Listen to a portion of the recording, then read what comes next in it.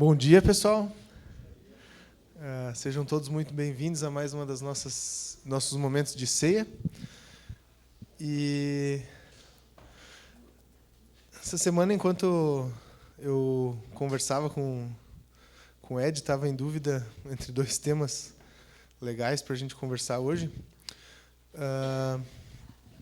Orando e observando as coisas que eu tenho vivido, observado, eu achei mais pertinente a gente dar sequência nos nossos estudos em Tiago, né? Porque o capítulo 4, que é o que a gente vai dar uma observada hoje, ele vai tratar uma questão que como mundo já é muito difícil lidar com. E às vezes a gente transpõe dificuldade para a nossa vida em comunidade, para dentro da igreja, né? Capítulo 4 basicamente vai falar sobre a questão de que, como cristãos, a gente deve viver, deve ser submisso a Deus, né? Esse é o tema central de tudo que o Tiago vai estar nos lembrando ali. E num domingo onde a gente celebra a ceia, né? A gente entende o sentido e o significado da ceia, eu acho bem importante talvez a gente relembrar e tratar essa questão da necessidade que existe de uma submissão, de um coração contrito da nossa parte para com Deus. Mas antes de entrar no capítulo 4, eu acho legal a gente fazer um breve relembrar da caminhada que Tiago faz para chegar até aqui, né? Lendo um comentário sobre Tiago, eu achei muito interessante uma questão que um autor colocou, do como os tópicos, os assuntos que Tiago trata na sua epístola são muito paralelos, se não de propósito até talvez, com os tópicos que Jesus vai tratar no Sermão do Monte, né? Aí eu fiquei meio assim, que interessante, vou dar uma olhada, né? Aí abri o Sermão do Monte de um lado, ali abri a epístola de Tiago do outro, e realmente, né, a caminhada que Tiago faz ao longo da sua epístola, ela tem uma sinergia, uma conexão muito grande com o que Jesus ensina no Sermão do Monte. Então, ele começa lá no capítulo 1, falando sobre a questão das provações, sobre como as dificuldades da vida, muitas vezes as situações que a gente vive, elas acabam sendo instrumento nas mãos de Deus para ajudar a fortalecer a nossa fé, nos tornar crentes mais maduros, né, sobre o passar essas provas, e nos lembrando de que é a prática das Escrituras, é a prática da palavra que vai nos dar as ferramentas necessárias para estar conseguindo passar essas provações, né? Porque a gente sabe que quando nascemos de novo por meio da palavra, a gente tem, através do Espírito, as condições de passar por essas provas, né? Quando a gente não faz isso, é como se a gente esquecesse a nossa essência como cristão. Ele avança para o capítulo 2, né, e vai nos lembrar que, como praticante da palavra, a gente tem a evidência de uma fé viva que é manifestada através do nosso tratar com o próximo, né, das nossas relações, do como a gente lida com os nossos irmãos, né. Ele vai também falar sobre essa relação com a graça, sobre o temor que a gente tem pela palavra de Deus, sobre a questão de expressar através de ação e prática, né, essa fé viva e evidente que é baseada nas Escrituras. Aí, domingo passado, nós falamos sobre o capítulo 3, onde Tiago vai falar de forma muito clara sobre a questão do nosso falar, né, da nossa língua. E vai expor vários fatos e cuidados que a gente tem que ter quando considera essa questão, né, da língua, das nossas palavras, de como a gente fala com as outras pessoas. Nos lembrando que sem Deus é impossível, né, a língua ser domada, mas com Deus é possível a gente professar palavras que o agradem e que sejam de acordo com os seus propósitos. E aí a gente chega agora no capítulo 4, onde a gente é desafiado por Tiago, nós vamos observar que somos desafiados por ele, a um viver submisso a Deus, tendo em vista 4 motivos que ele vai tratar para justificar essa postura que a gente tem como cristão. Então, a gente pode abrir as nossas Bíblias ali em Tiago 4, a gente vai fazer a leitura e conversar um pouco sobre esses motivos. Tá bom, pessoal? Então, Tiago 4, verso 1, vai dizer o seguinte: De onde vêm as guerras e contendas que há entre vocês? Não vêm das paixões que guerreiam dentro de vocês? Vocês cobiçam coisas e não as têm, Matam e invejam, mas não conseguem obter o que desejam. Vocês vivem a lutar e a fazer guerras. Não têm porque não pedem. Quando pedem, não recebem, pois pedem por motivos errados, para gastarem seus prazeres. Adúlteros, vocês não sabem que a amizade com o mundo é inimizade com Deus? Quem quer ser amigo do mundo faz-se inimigo de Deus. Ou vocês acham que é sem razão que a Escritura diz que o Espírito que Ele fez habitar em nós tem fortes ciúmes? Mas Ele nos concede graça maior. Por isso, diz a Escritura, Deus se opõe aos orgulhosos, mas concede graça aos humildes. Portanto, submetam-se a Deus, resistam ao diabo e ele fugirá de vocês. Aproximem-se de Deus e ele se aproximará de vocês. Pecadores, limpem as mãos e vocês que têm mente dividida, purifiquem o coração. Entristeçam-se, lamentem-se e chorem. Troquem o riso por lamento e a alegria por tristeza. Humilhem-se diante do Senhor e Ele os exaltará. Irmãos, não falem mal uns dos outros. Quem fala contra o seu irmão ou julga o seu irmão, fala contra a lei e a julga. Quando você julga a lei, não está a cumprindo, mas está se colocando como juiz. Há apenas um legislador e juiz, aquele que pode salvar e destruir. Mas quem é você para julgar o seu próximo? Ouçam agora. Vocês que dizem, hoje ou amanhã iremos para esta ou aquela cidade, passaremos ali um ano, faremos negócios e ganharemos dinheiro. Vocês nem sabem o que lhes acontecerá amanhã. Que é a sua vida? Vocês são como a neblina que aparece por um pouco de tempo e depois se dissipa. Ao invés disso, deveriam dizer, se o Senhor quiser, viveremos e faremos isso ou aquilo. Agora, porém, vocês se vangloriam das suas pretensões. Toda vanglória como essa é maligna. Pensem nisso, pois. Quem sabe que deve fazer o bem e não o faz, comete pecado. Vamos orar, pessoal? Senhor Jesus, somos muito gratos pela Tua palavra, Senhor. Somos muito gratos por como ela é viva e eficaz e confronta o nosso coração em tudo aquilo que não Te agrada, Senhor. Te pedimos que nessa manhã o Senhor possa estar nos dando ouvidos atentos, Pai, um coração maleável às Tuas mãos, e que, à luz da verdade, Senhor, possamos ser trabalhados e restaurados por Ti, Senhor. Cuida para que nunca endureçamos nosso coração diante do Teu querer e, pelo contrário, Senhor, que possamos estar engajados e dedicados em nos submeter ao que as Escrituras dizem e a fazer a Tua vontade para que o Teu reino cresça, Pai. É isso que pedimos e agradecemos no Teu nome, Senhor Jesus. Amém. Então, vocês viram que Tiago ele vai expor de maneira muito direta várias questões com as quais nós ainda hoje temos problemas, né? E eu achei muito interessante que logo no começo do trecho ele faz uma pergunta, né? Ele começa afirmando: de onde vêm as guerras e contendas que existem entre nós? Né?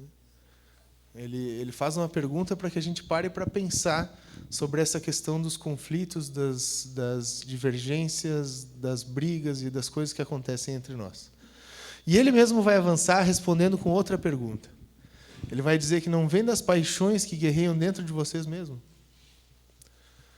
Se a gente não tivesse uma vida tão baseada no eu, nas nossas vontades, nos nossos desejos, certamente essas guerras desenfreadas, ou essas disputas, ou esses conflitos não aconteceriam de maneira leviana e, bem pelo contrário, não aconteceriam tão sequentemente dentro das nossas relações, até mesmo dentro da nossa vida como corpo.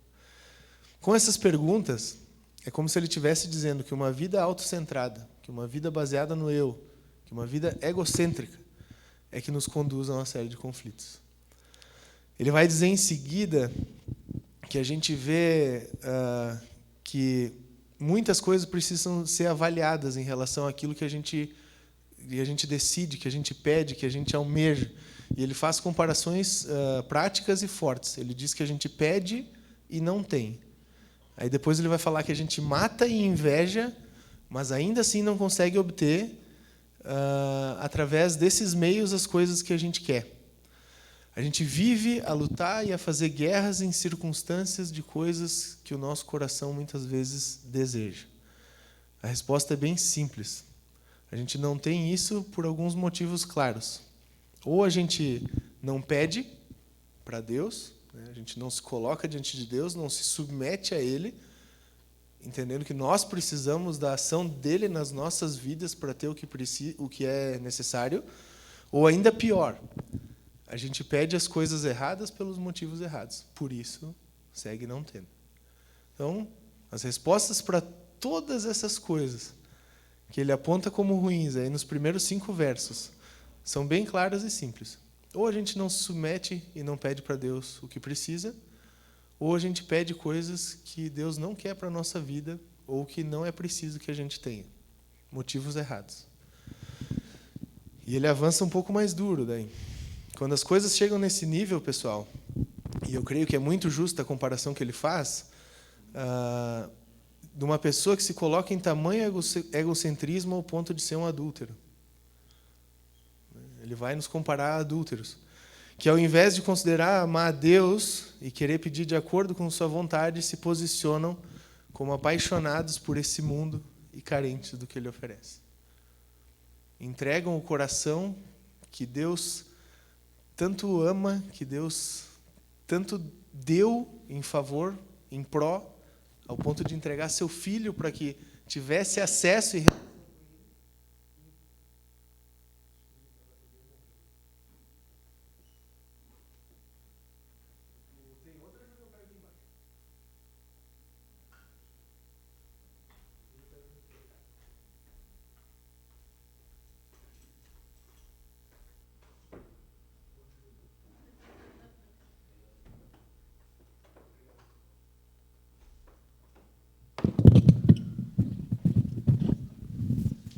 olha ali. Agora vocês estão ouvindo a minha voz de taquara rachada de novo. Quando as coisas chegam nesse nível, pessoal, a gente esquece de todo o amor que Deus entregou por nós naquele madeiro, a ponto de se relacionar conosco. E a gente parte, como adúlteros, atrás de coisas que negligenciam, que negam, que colocam esse amor em segundo plano ou como não principal. É duro quando a gente lê, né? Que ele vai dizer ali no verso 6, se eu não me engano, 4, que a gente não sabe que a amizade com o mundo é inimizade com Deus, né? A gente esquece desse conceito. A gente acha que dá para conciliar as duas coisas, a gente acha que dá para ter 2 maridos ou 2 esposas, né? É pesada a comparação, mas é verdade, porque a gente não consegue entregar o nosso coração de maneira íntegra às duas partes.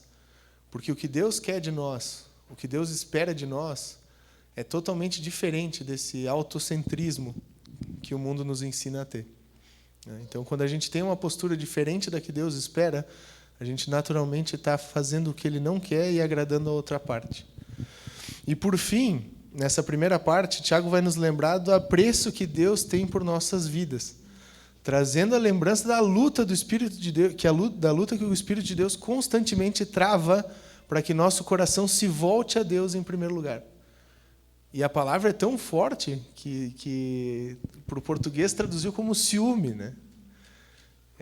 A ponto de Deus olhar a gente nessa relação de não estar entregando o coração para Ele, de não estar amando Ele em primeiro lugar e ficar entristecido, e ficar enraivecido, e ficar desagradado com aquela circunstância. Né? Aí estão falando, né? Mas então Deus peca, Deus tem ciúme. Não é isso, gente. Mas é algo para que a gente consiga assimilar como é fora do propósito de Deus quando a gente parte por esse lado e negligencia a luta que o Espírito trava em nosso favor para que a gente tenha uma vida diante de Deus. Fica bem claro que as perguntas de Tiago, elas vão expor de forma claríssima os males que são produzidos por uma vida que é construída, que é fundada sobre as vontades do eu. Em 5 versículos, Tiago vai detonar essa questão. Ele vai mostrar que, quando vocês viverem baseados no eu, quando vocês não se submeterem a Deus, essas são as características que vocês vão expressar através daquilo que vocês fazem. Algumas perguntas que precisam ser feitas a nós mesmos, quando a gente observa isso, é o quanto a gente tem deixado Cristo no centro das nossas vidas e no controle das coisas. A gente está hoje como igreja reunido aqui para celebrar a ceia, né? Momento em que a gente afirma que é graças a Cristo que a gente tem vida e é justamente por causa desse Cristo que a gente tem esperança a ponto de esperar a sua volta. É a afirmação de um propósito nada egocêntrico. É como igreja, como indivíduo, afirmar que nós dependemos totalmente de Jesus para tudo que somos e para tudo que fazemos. Como isso tem sido na prática.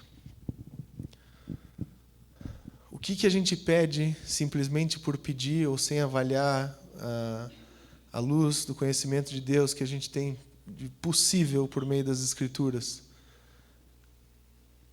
Qual tem sido a nossa relação com essa questão de pedir, de desejar, de almejar, de ter? A gente diz ser cristão, a gente diz viver para Cristo e pede como todo mundo, e planeja como todo mundo, e almeja como todo mundo. Ou o ser cristão, o depender de Cristo, é filtro na hora dessas escolhas. É bem importante, pessoal, nesses momentos, a gente avaliar as nossas frustrações, principalmente as quais a gente tem passado hoje. Qual que é a raiz delas? Elas são um termômetro importantíssimo para avaliar o quanto a nossa vida está centrada no eu ou em Jesus. Eu lembro, a Michi vai lembrar também, eu tive um episódio na minha vida que eu chamo carinhosamente da crise dos meus 31 anos. Né? Não, foi um momento assim que eu acho que eu vou ter, enquanto eu não tiver Alzheimer, eu vou lembrar. Eu tinha recém feito meu aniversário de 31 anos. Né? E a gente passou o dia com algumas pessoas da igreja lá em Passo Fundo, a gente conversou. A gente teve um tempo legal. E eu lembro que era umas 9h30, 10 horas da noite, a gente voltou para casa. A Michi começou a se ajeitar, né? Porque não é que nem homem que chega lá para dormir só troca uma roupa, bota outra e vai dormir, né? Mulher é diferente. E eu lembro que eu sentei no sofá nesse meio tempo, tirei o tênis e comecei a pensar em tudo que tinha acontecido na minha vida até ali. Né? 31 anos, né? Talvez tenha chegado na metade, não sei. Né? Começou essas perguntas, né? E eu vi que tudo que eu desejei a minha vida inteira, eu não tive e mais, Deus não ia me dar. Tudo que eu lutei, desde a adolescência, juventude, que eu tentei fazer para ser, né? Eu vi que eu não tinha conseguido. E aí eu parei para pensar, mas ainda talvez tem mais 30 anos, né? E Deus naquela noite me disse, podia ter mais 60 que tu não vai ter. A minha vontade para a tua vida é outra. A Michi lembra, né? Chorei aquela noite, bastante. Porque foi como se tivesse arrancado uma coisa que estava presa dentro de todo o meu eu. Só que a partir desse momento, eu creio que foi um momento muito especial que Deus teve comigo de ajustar o meu coração. Quando eu entendi essa relação de que a minha vida não era mais para mim, de que minha vida não era mais eu, tudo ficou mais leve, tudo ficou mais fácil. E eu consegui entender esse amor que Deus tem por mim. Né? E observar esse amor nas mais pequenas coisas. Mas foi preciso avaliar as frustrações pelas quais eu estava passando para entender que os meus desejos, que os meus anseios, que os meus sonhos estavam totalmente errados. E a raiz disso é egocentrismo. A minha vontade. O meu querer. Por isso que é legal a gente poder avaliar isso agora já. Não deixar para quando vai fazer 31, viu, João? Né? Se puder fazer ali com os teus 13, 14, já começa. Que o tombo é menor. Mas Tiago avança. Né? E aí a gente tem os versos de 6 até o 10. Nessa parte ele vai nos lembrar sobre como uma postura submissa diante de Deus graciosamente vai evitar a disciplina e ainda vai nos trazer livramento divino, né? A gente é primeiro lembrado da graça maior que Deus nos dá e que nos é concedida, e logo em seguida de que essa graça é concedida àqueles que têm coração humilde e não aos orgulhosos, né? Ele vai dizer ali, verso 6, né, que ele nos conduz graça maior, e depois ele vai nos lembrar, na continuidade do verso 6, que Deus se opõe aos orgulhosos e concede a graça aos humildes. E aí no 7 ele vai dizer que por isso, por saber dessas coisas, a gente deve se submeter a Deus e resistir ao diabo a ponto de ele fugir de nós. Mas é bem interessante a gente entender essa relação que Tiago faz de que primeiro a gente se submete a Deus para que somente assim a gente consiga resistir às investidas do maligno sobre as nossas vidas, ao ponto de que ele fuja. Obviamente, fazendo com que a gente entenda a relação de que é por causa de Deus, não por causa da gente. E ele vai continuar no verso 8, nos incentivando a gente se aproximar de Deus, nos lembrando que enquanto a gente tiver uma postura submissa e dependente de Deus, ele vai se aproximar de nós. E para que isso aconteça, a gente é lembrado por Tiago de que a gente deve perseverar na busca por santidade. Porque a nossa condição é de pecadores sendo restaurados por Cristo. A gente precisa se manter ativo, pessoal, nesse processo de purificação que é operado por Jesus. A consequência natural dessa postura vai ser o abandono de uma mente dividida e vai ser o cultivar de uma pureza de coração. Nesse processo todo, Tiago não é leviano, ele não é ingênuo, né? Ao nos afirmar que a gente não vai precisar de uma postura contrita, quebrantada, difícil, muitas vezes, para que isso aconteça. Vai ser necessário, sim, humilhação, submissão, choro, tristeza, como parte desse processo. A gente deve se submeter sempre, independente de qual seja a circunstância, até mesmo aos olhos do mundo. E muitas vezes, nesse processo, aos olhos do mundo, a gente vai soar como derrotados, talvez. Mas sabemos que, diante de Deus, muitas vezes essa vai ser a estrada, esse vai ser o caminho para que a gente possa viver de acordo com a sua vontade e, consequentemente, agradando Ele, né? Aí eu volto para a crise dos 31 anos, né? Aquele ali foi um momento de quebrantamento muito intenso na minha vida. Que, para mim, aos olhos do mundo que eu conhecia, eu estava escolhendo perder, de todas as formas. Eu estava sendo, desculpe a brincadeira, né, mas eu estava sendo que nem o Caxias. Eu chegava sempre no jogo para subir para a Série C e perdia, né? Mas, em contrapartida, a segurança de que estava fazendo o que Deus queria de mim e entender que minha vida estava de acordo com o que Deus me instruía através da palavra, me trazia conforto nesse momento de pranto. Como que tem andado a tua vida no que diz respeito a ter essa postura humilde diante de Deus? Aí muitas vezes a gente fala, mas eu não tenho problema com isso. Aí a pergunta que eu te faço, tu tem chegado nesse ponto de avaliar e entender que é necessário se humilhar? Tu tem chegado ao ponto de te fazer perguntas que questionem coisas que talvez para o teu coração sejam normais ou que não tem problema? Às vezes, pessoal, a gente acha que está tudo bem, não porque está tudo bem, mas porque a gente está tão distante que está cauterizado. Que não tem mais sensibilidade em relação àquela questão, né?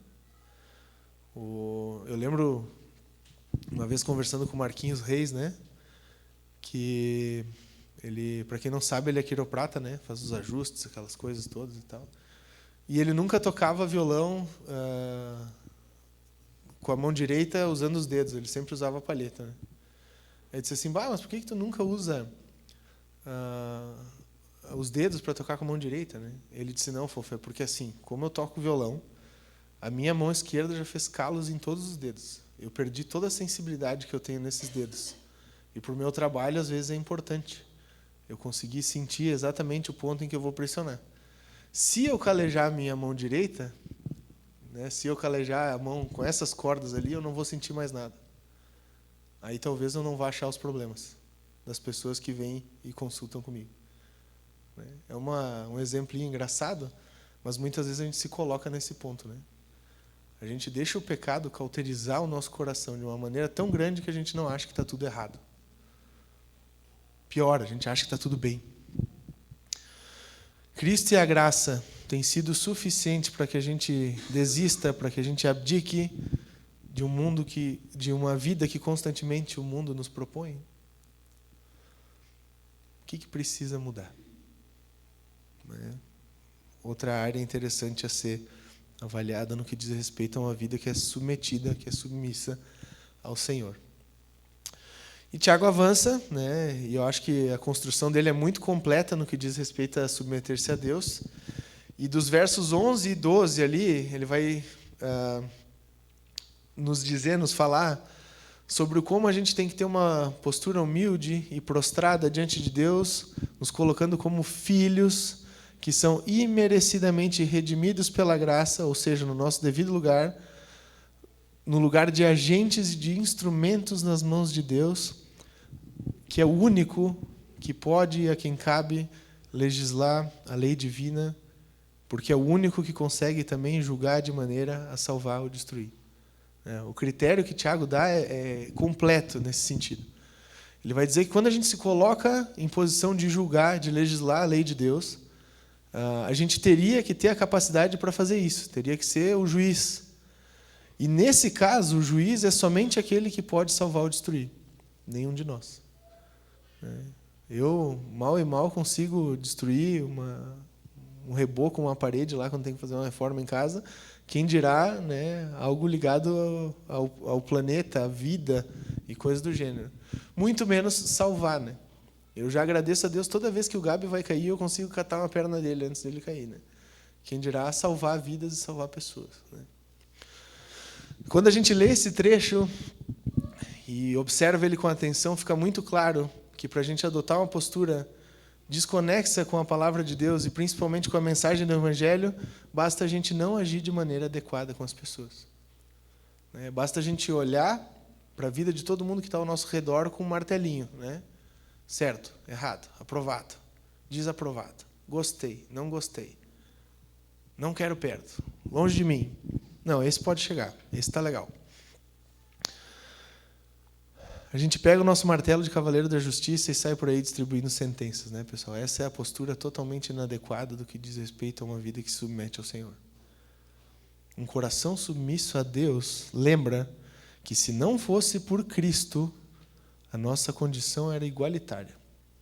Não ia existir diferença nenhuma para com uma pessoa com mais currículo para ser condenada, porque todos pecamos.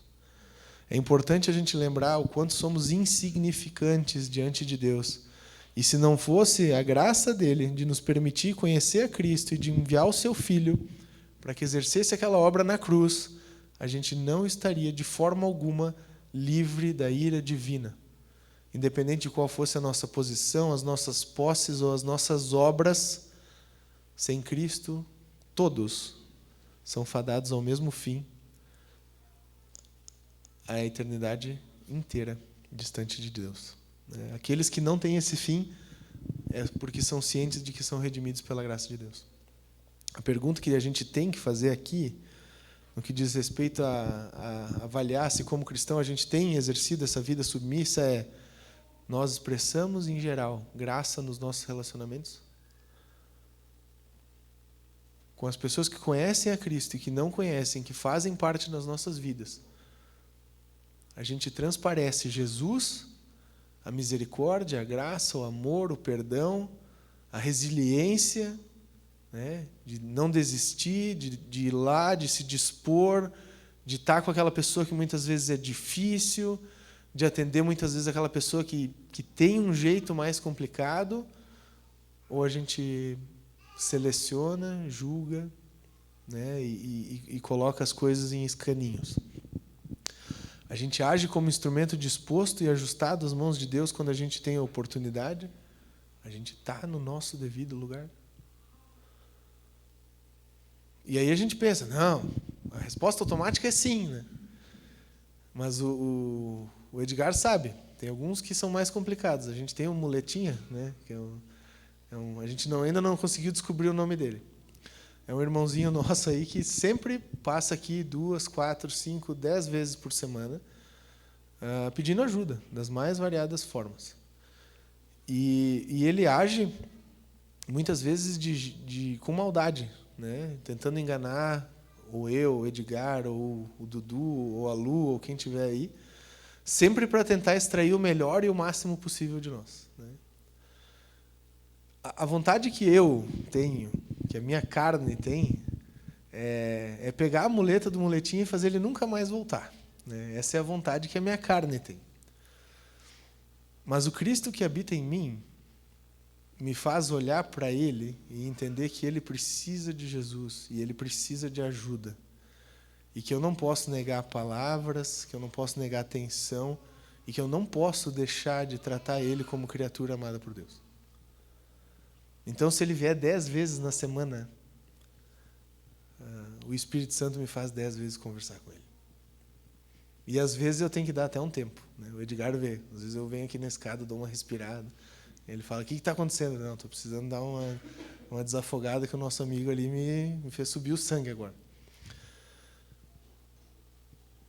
E em várias outras questões eu falho, gente. Quando eu esqueço de quem Cristo é e do que Ele espera de mim, essa não é a postura. Então, não deixe o teu coração cauterizar nesse ponto. Eu faço algumas contas, às vezes, que mostram como é triste a nossa realidade. Da minha casa até a Aliança, normalmente eu encontro 10 pessoas pedindo no sinal. Obviamente, eu não vou poder dar dinheiro para essas 10 pessoas nas 10 vezes que eu paro no sinal, até porque eu não acho que isso vai ser ajuda. Talvez isso vai estar conduzindo eles a comprar droga e piorando a situação deles. Mas pelo menos uma vez por dia, em alguma dessas situações, eu tento tratar essas pessoas como seres humanos que são amados por Cristo. De pelo menos ouvir o que eles têm a dizer ou conversar com eles, para entender o que eles estão passando. E comida, eu acho que como cristão, se a pessoa quer comer, a gente não pode negar. É diferente de dar dinheiro, tá, pessoal? E ao mesmo tempo, a gente também não pode olhar para uma pessoa passando frio, com alguém com um bebê no colo e achar que está tudo certo. Quando a gente faz isso e ignora ou age de forma a abster-se da situação, a gente não deixa de estar julgando. A gente julga uma pessoa imerecedora de auxílio ou da graça, de atenção, de trato. A gente tem que lembrar que quem julga é o Senhor e a gente tem que ser instrumento disposto nas mãos de Deus para que a graça seja vista. E por fim, pessoal, o Tiago vai encerrar ali o trecho com exemplos que demonstram de maneira muito prática no que diz respeito à forma com a qual normalmente a gente encara a vida, principalmente com a postura que, como cristão, a gente deveria encarar a vida, né? Ele vai tratar nesses versos finais. Tudo isso, certamente, com o intuito de ajudar a gente a entender como a gente tem que viver de maneira adequada para assimilar e aceitar a soberania de Deus em relação àquilo que a gente é. Eu quero fazer questão de ler esses versos do 13 ao 17 novamente, porque eu acho que eles são talvez o maior desafio do trecho, para nós que vivemos num mundo tão veloz, tão cheio de informação, tão exigente no que diz respeito a responde, faz e decide. Verso 13. Ouçam agora vocês que dizem: hoje ou amanhã iremos para esta ou para aquela cidade, passaremos um ano ali, faremos negócios e ganharemos dinheiro. Vocês nem sabem o que lhes acontecerá amanhã. Que é a sua vida? Vocês são como a neblina que aparece por pouco tempo e depois se dissipa. Ao invés disso, deveriam dizer: se o Senhor quiser, viveremos e faremos isso ou aquilo. Agora, porém, vocês se vangloriam de todas as suas pretensões. Toda vanglória como essa é maligna. Pensem nisso, pois quem sabe que deve fazer o bem e não faz, comete pecado. Normalmente, como exposto ali no verso 13, a gente faz inúmeros planos, toma inúmeras decisões, tem inúmeros objetivos, e a gente tem como hábito, através desses planos, desses objetivos e dessas decisões, desencadear ações, escolhas, avanços, tempo, e etc, etc, etc, e a gente muitas vezes não percebe, mas entra num looping infinito de uma vida alheia à vontade de Deus. A gente começa a segunda-feira sem 30 segundos de ajuste, né? Eu tenho que levantar tal hora eu tenho que estar em tal lugar, depois eu vou para tal lugar, depois eu vou fazer tal coisa para ganhar tanto, com esse tanto eu vou fazer tal coisa, com aquela tal coisa eu vou fazer essa outra, para quando eu tiver 45 anos eu não precisar mais trabalhar e poder curtir a vida doidado no campo ou na praia, fazendo tudo que eu bem entender, porque esse é meu plano, essa é a minha vida, isso é o que eu quero. Simples exemplo, né? Mas a gente consegue transpor isso para inúmeras áreas. A vida de 99% das pessoas talvez decorra dessa maneira hoje. Tiago expõe isso no verso 13, Tiago acaba com isso no verso 14. Ele nos lembra de que a gente é como a neblina, de que a gente é frágil, de que diante de Deus a gente não é nada. Tu pode ter o planejamento mais perfeito da humanidade, digno de um Nobel. Se tu sair da garagem da tua casa e uma caminhonete amassar o teu carro e tu morrer, tudo acabou. Qual foi o teu legado? O que ficou para trás? Quais foram os lucros e os rendimentos de todo o teu planejamento e de todo o teu investimento? Submissão a Deus nos ajuda a entender, a viver de acordo com a sua soberania. Ele conhece os nossos dias. Ele sabe quando tudo começa e tudo termina. Nada acontece alheio à vontade de Deus. Nosso Deus não dorme, nosso Deus não descansa, nosso Deus não viaja. Ele integralmente está conosco a todo instante. Como cristão, a gente não pode esquecer disso, pessoal.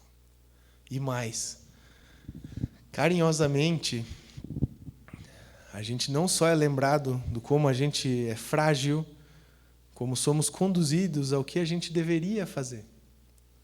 Se o Senhor quiser, nós vamos fazer. Se o Senhor deixar, nós vamos. Se Deus permitir, nós conseguiremos. Tão simples, muito mais leve. Não depende do nosso eu falho. Está depositado em Deus.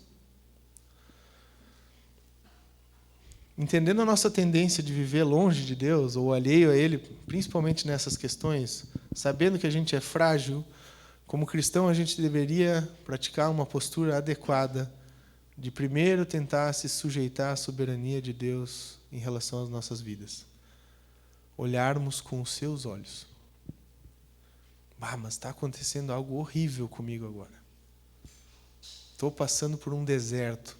Estou em desespero. Por que Deus está permitindo isso comigo? O que Deus tem a me ensinar com essa situação? Será que eu estou agindo de forma que Deus, na forma que Deus quer que eu haja? E através de perguntas como essa, esquecer as vanglórias das nossas pretensões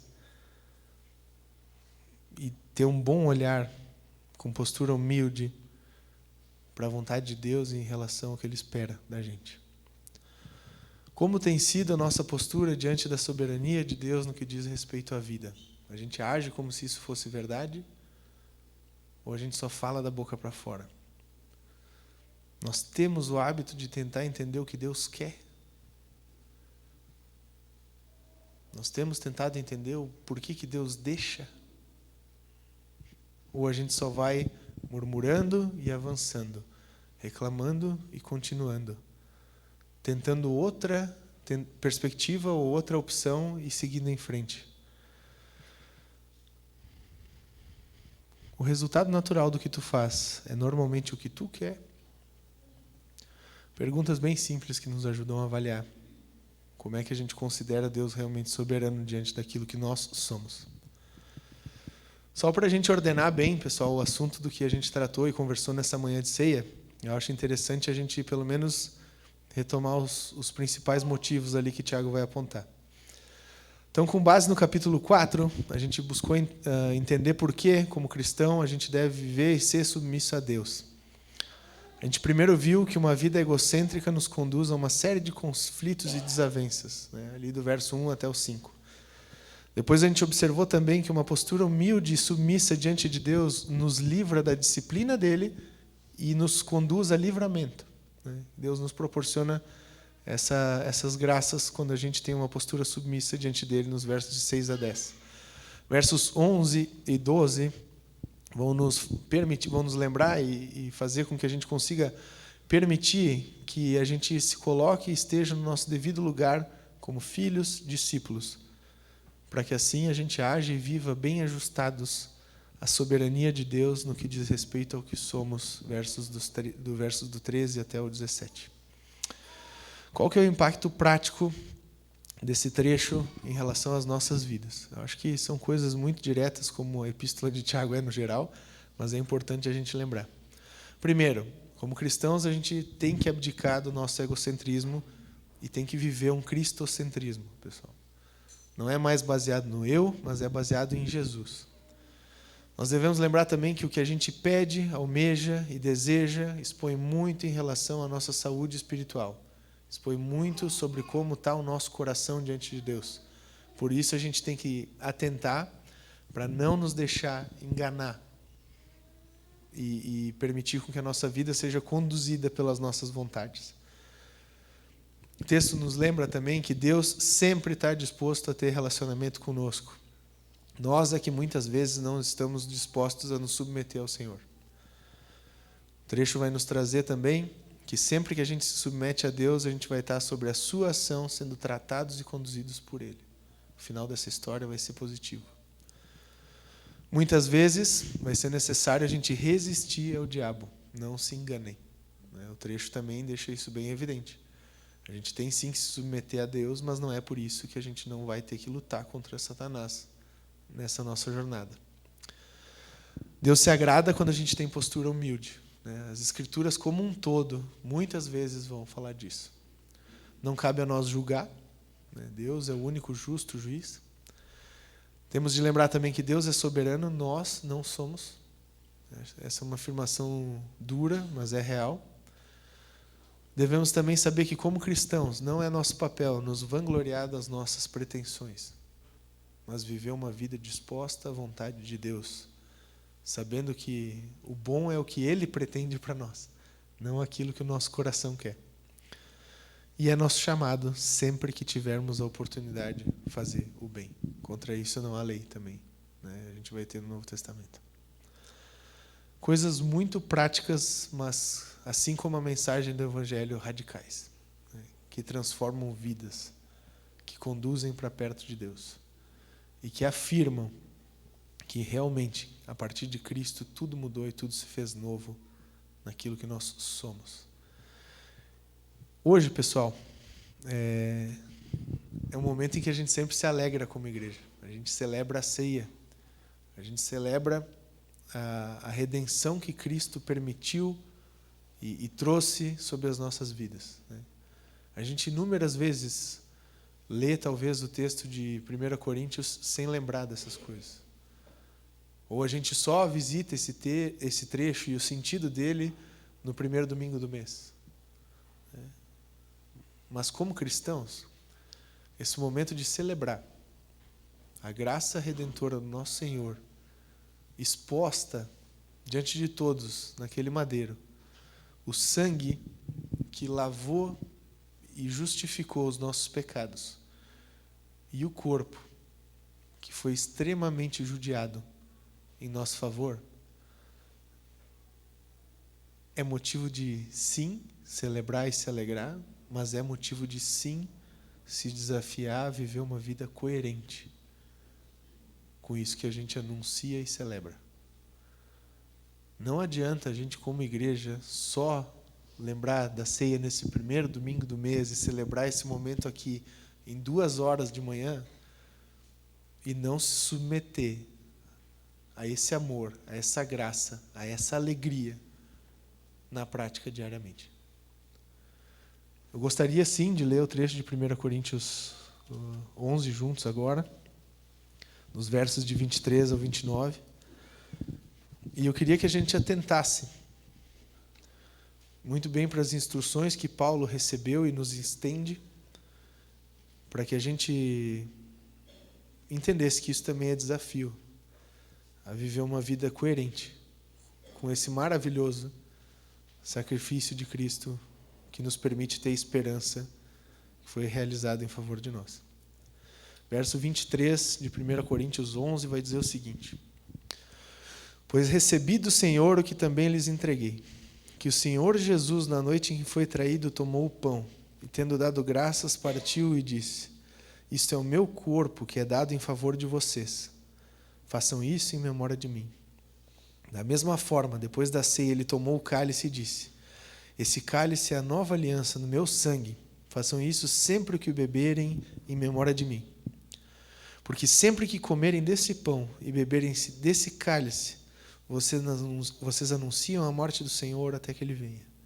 Portanto, todo aquele que comer o pão ou beber o cálice do Senhor indignamente será culpado de pecar contra o corpo e contra o sangue do Senhor. Examine-se cada um a si mesmo, e então coma do pão e beba do cálice. Pois quem come e bebe sem discernir o corpo do Senhor, come e bebe para sua própria condenação. Duas lembranças extremamente importantes. Fazer o que nós fazemos hoje em memória do sacrifício de Cristo por nós. Fazer o que nós fazemos hoje anunciando a morte do Senhor até que Ele venha. Cristo morreu por nós, pessoal. E isso é graça. E nós temos esperança de que logo Ele volta e nós vamos viver uma eternidade com Ele. Que as nossas vidas possam viver de forma coerente com os versos a seguir. Comendo pão, bebendo cálice dignamente, porque sabemos que nos submetemos ao nosso Senhor. Vamos orar? Senhor Jesus, somos muito gratos, Pai, porque Tu tens uma paciência infindável conosco, Senhor. A gente é muito limitado. Muitas vezes a gente, por maus hábitos, por inconsequência e por simplesmente agir por impulso, esquece de se submeter à Tua vontade em relação às nossas vidas, Senhor, e sofre consequências disso, Pai. Que nessa manhã de domingo a gente possa sair desafiado, Deus, a constantemente lembrar da Tua graça, a constantemente manter viva a Tua obra por nós, Senhor, lá na cruz, sabendo, Pai, de que é graças a Ti que a gente pode ter esperança, de que a gente pode viver vida verdadeira, de que podemos olhar para frente com alegria, Senhor. Abençoa essa igreja que é Tua, Senhor, a estar fazendo a Tua vontade e a demonstrar essa submissão a Ti diante do mundo, Pai. Que a gente consiga, pelo menos, ter disposição de sempre estar lutando contra tudo aquilo que não Te agrada no nosso coração. E nos ajuda, Deus, a demonstrar amor para as pessoas através desse processo e a demonstrar uma vida que depende de Ti inteiramente, Senhor, em tudo aquilo que a gente é. Nos dá sabedoria, Deus, para estar encarando essas provas e tendo força para, contigo, trespassar esses desafios, Pai. E, ao mesmo tempo, Senhor, nos dá a disposição de ter um coração que é moldável nas Tuas mãos.